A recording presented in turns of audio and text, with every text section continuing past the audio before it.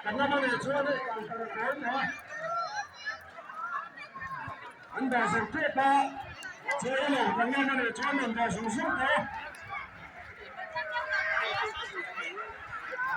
Kan players nila kan official le kan basic member na bayan information na bayan ini itu buat saya nila.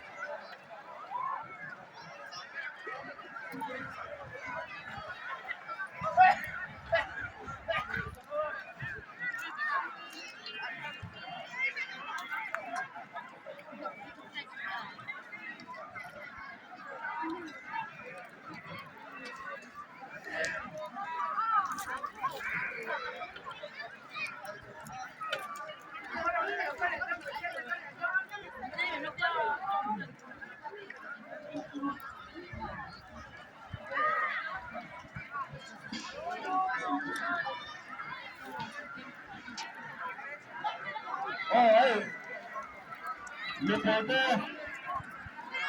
right check.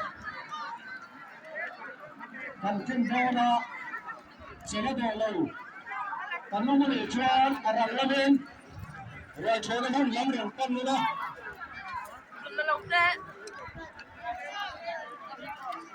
Ui, không phải, đi chỗ phải về chỗ. Nó bảo là kanungan Ichuan. Cho, ở đây này. Sẽ được thầy.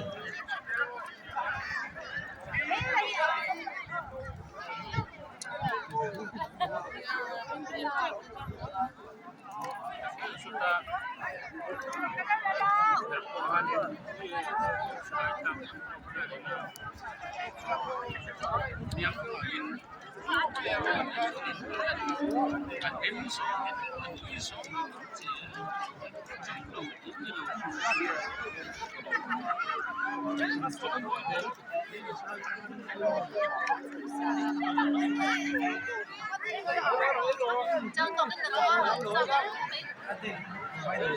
gì lâu à, biết nó Cái lười tham đấy mình.